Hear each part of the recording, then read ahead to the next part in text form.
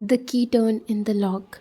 You open the door with your elbow, arms completely full, your bag hanging off one shoulder, a stack of crumpled sheets under one arm, and what suspiciously looked like a paper crown one of your students forced on you halfway through the day.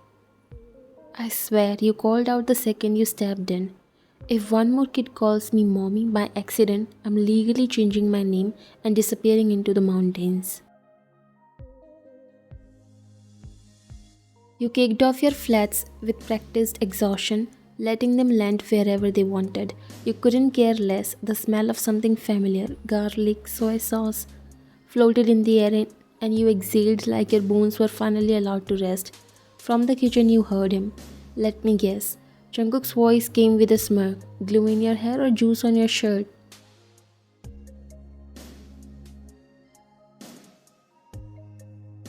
You walked in and saw him at the stove stirring something in a pot, wearing grey sweats and his hair tied back with a little black band. There was a small band-aid on his finger. Classic.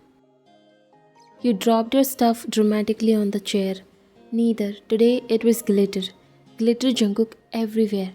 It's on my neck. I sneezed and it sparkled. He chuckled. You sound like an expensive sneeze. You made a face and walked over, wrapping your arms around him from behind. He was warm, solid, smelled like detergent and soy sauce. Home. How do you deal with adult students when I'm about to lose my mind teaching how to spell banana without someone screaming halfway? He chuckled. They scream less when they're older, but they cry more, especially after test scores come out. You sighed. They exhausted me. I'm never going back to my apartment again. It's just full of dust and unopened bills. You say that every week. At this point, I should start charging you rent. You already do in back massages and emotional support. Are you cooking? You asked, peeking into the pot. It's ramen, he said proudly, but like elevated.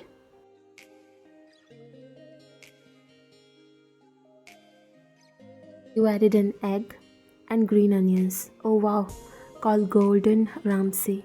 You are so ungrateful to your private chef.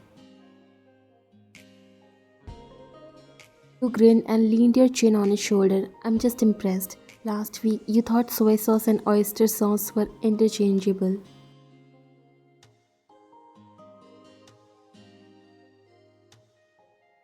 He gasped. That's slander. I have video evidence. He turned his head slightly, giving you a side-eye smirk. You are lucky I still feed you.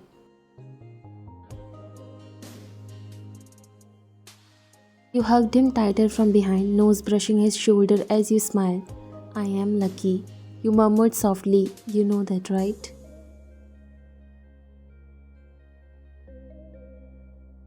That caught him off guard. He froze for a second, then slowly turned the heat down under the pot. You continued, your voice a little quieter, your cheek now resting against his back. I know it's just ramen, and yeah, I tease you all the time, but Jungkook, I had the worst day. And walking in to find you making dinner, it makes me feel so safe, loved, like I have my person. He stayed quiet, but you felt the small shift in his body, his hand reaching down to squeeze yours where it was wrapped around him. I don't know how I got so lucky, you whispered. He finally spoke, his voice was low, Ryan. You pulled back slightly to look at him, but he turned around first, the wooden spoon still in one hand, the softest look in his eyes. You think I'm the lucky one? He said, a crooked smile tugging at his lips. But you have no idea how I stare at my phone every day waiting for your on my way text. You snorted softly. You literally GPS stalk me. Semantics, he said, poking your side. My point is, cooking for you, even just ramen, it makes me feel like I can do something right for someone I love. You blinked. Wow, that was kind of romantic. He tilted his head. I'm a man of many layers, like an onion or a well stirred ramen broth. You teased. He chuckled and leaned in for head brushing yours. I love you, he whispered. I love you too, you said back without hesitation, especially when you had green onions and not oyster sauce. That was one time, and I'm still recovering. He laughed, and you stood there for a moment, wrapped in each other in the scent of soup and the dim kitchen lights, and the quiet realization that this comfort, this closeness was your new kind of magic. 15 minutes later, you were both sitting cross legged on the floor by the coffee table, bowls in hand, TV remote between you. Jungkook looked at you mid noodle slurp. You know you're not going back to your apartment tonight, right? You glanced at him over your bowl. I have clean clothes here. My shampoo, my favorite socks. Do I even live anywhere else? Exactly, he gestured with his chopsticks. Just admit it, you live here. This is our home now. You grinned. Then I want my own closet space. He gasped again. You have half the dresser. Exactly, I want more. Greedy woman, clingy man, he pointed at you. That's fair.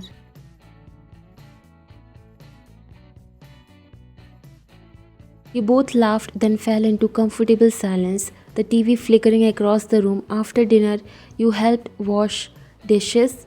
You dried them while stealing kisses every 3 minutes, and then migrated to the couch with your favorite blanket and a bag of chips he swore he didn't want until you opened it. You settled against him, legs tangled, your head on his shoulder as the opening credits of your current drama obsession started rolling. Jungkook groaned, again with this drama.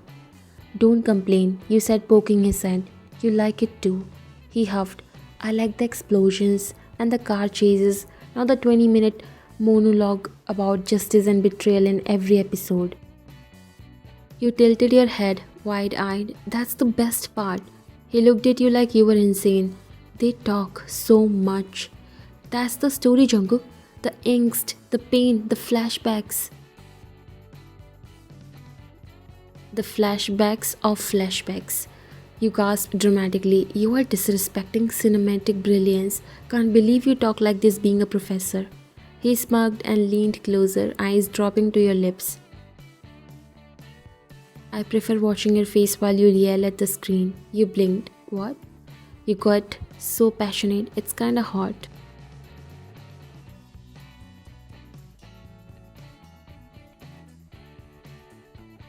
You threw a pillow at him. You are ridiculous. He caught it and leaned back. You love it. You didn't deny it.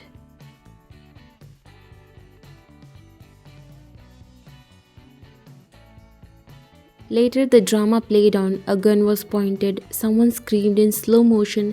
You threw popcorn at the screen. You both shouted, "Run, you idiot," in unison.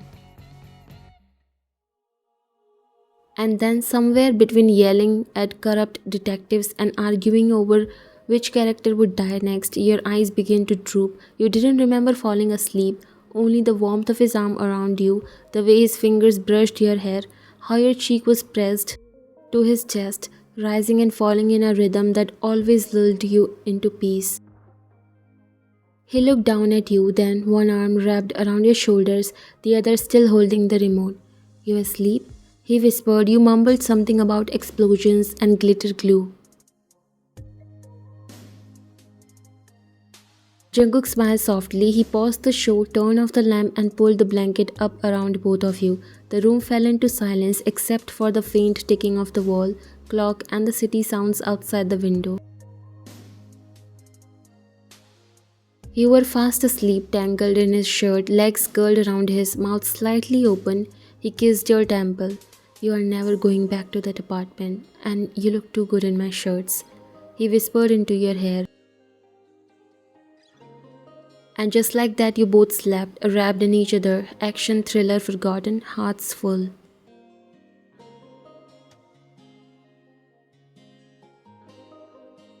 It was 8:47 am. Jungkook had been up for 20 minutes.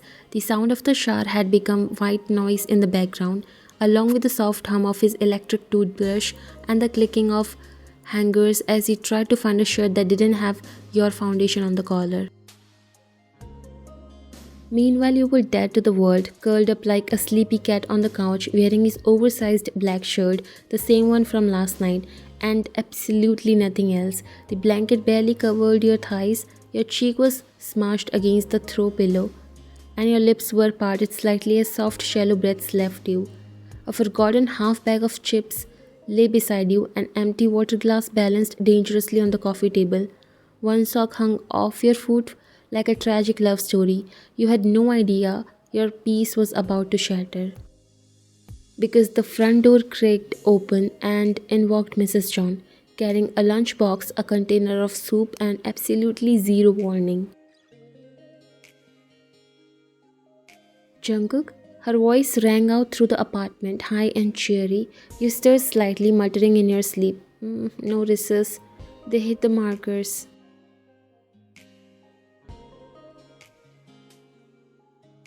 She blinked, pausing in the entryway. Jungkook, her heels clicked on the hardwood as she made her way toward the living room, humming lightly, and then she saw you, a strange girl, on her son's couch, wearing only his shirt, sleeping like she owned the place.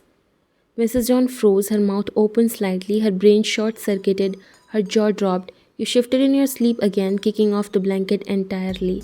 Her gasp echoed through the apartment like a damn war cry. What in the name of all that is holy, Jungkook?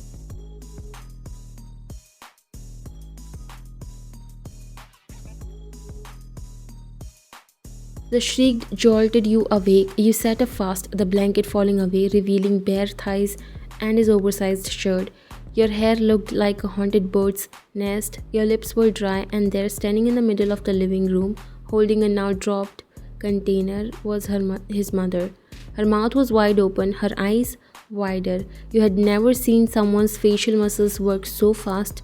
Shock, horror, betrayal, all in rapid successions. And you had taught first graders who had dropped their lollipops in sand. No, you whispered. Oh, no, no, no. Jungkook ran out of the bathroom, towel slung over his shoulder, toothpaste still foaming in his mouth.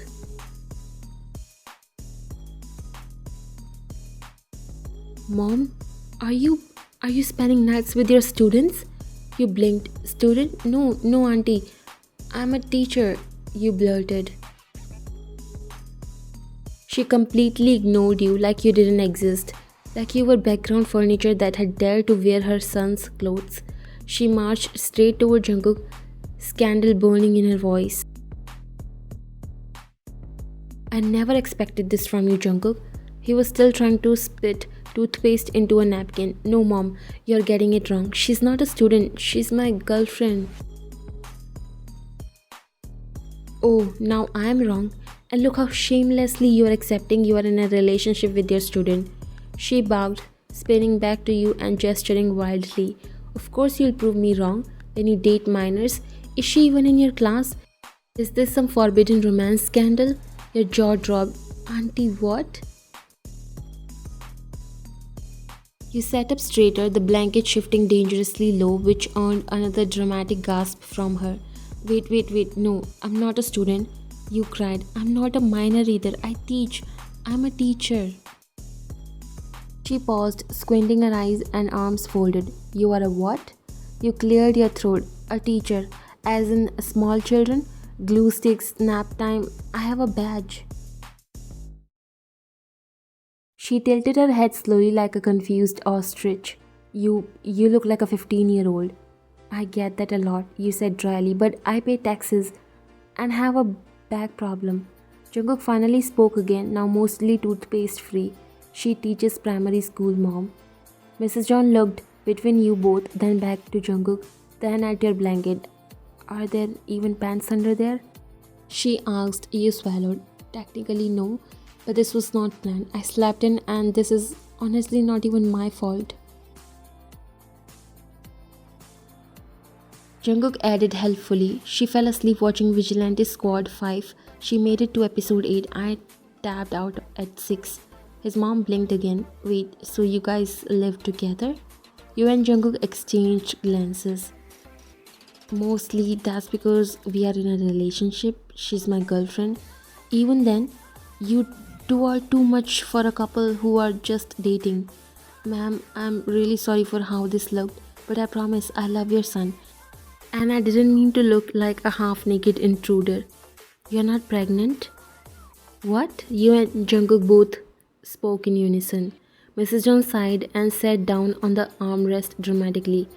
Well, I thought I was walking into a K drama. Turns out it's just domestic chaos. You nodded. Very accurate. Jungkook grinned. So, everything is clear? We are good? She squinted at you both again. Well, I still think she looks like a child, but if she teaches other children, I suppose it cancels out. You let out a long sigh of relief.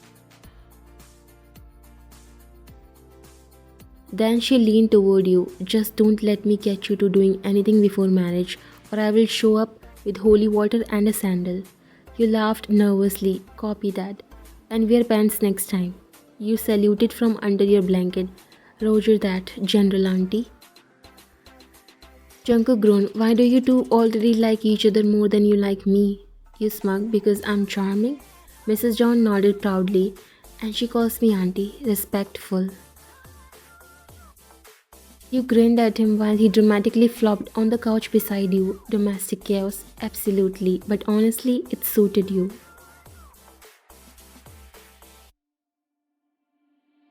You sat at the dining table, now fully dressed and appropriately mortified, a mug of tea cradled down your palm like a nervous offering to the gods of awkward family encounters.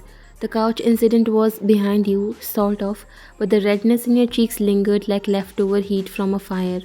Jungkook sat beside you, arm brushing yours, fighting a smirk like he was starring in some low budget sitcom. Across from you sat Mrs. John, still suspicious, still squinting, still stirring her tea like it personally offended her. You offered your most innocent smile. The tea's really good, Auntie. She didn't even blink. I still think you look like a student. She said flatly, pointed her spoon at you like it was a wand of judgment. What's your skincare routine? You couldn't help it. You grinned. Public school stress. It preserves me like a pickle. She reads bedtime stories to first graders, yells at printers, and cries over misplaced glitter pens. She's not a minor, she's a warrior. You nudged him, and Mrs. John noticed but smiled secretly. And you're still the clingy one. Fine, fine, at least you have someone smart who can spell better than you. Exactly, she even helped grade my paper once.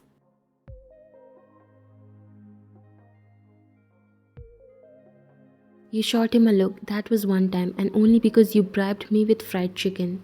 I know your love language. It's carbs and stationery.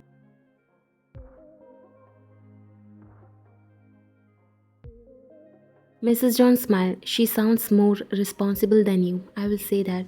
Junko grinned. That's why I like her. You nudged him again. You said you loved me when I made you soup. I lied. I loved you since you yelled at a printer in front of my entire faculty office. Mrs. John blinked. You yelled at a printer? You nodded proudly. It ate my math quiz copies. She sipped her tea again. You are chaotic. You smiled sweetly. Controlled chaos, ma'am. The best kind. Later, when she finally left, you collapsed onto the couch again, throwing your arms over your eyes. Jungkook lay beside you, laughing into your shoulder.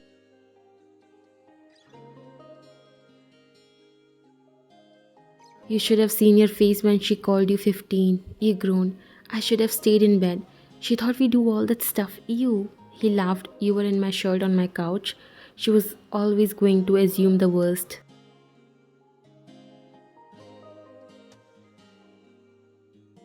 I should have worn pants or a badge. He smiled, or a sign that said, not a student. You rolled your eyes and sweated his chest. From now on, if your mother is even in the same city, I'm wearing a business suit to sleep. He whispered, leaning close. I kind of love how she caught us. You looked at him, he shrugged. Now she knows I'm serious about you. Your cheeks flushed.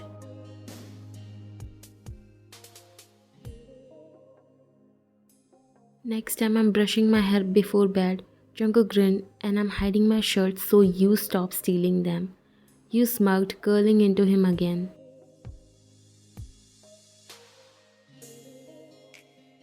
As if you could stop me.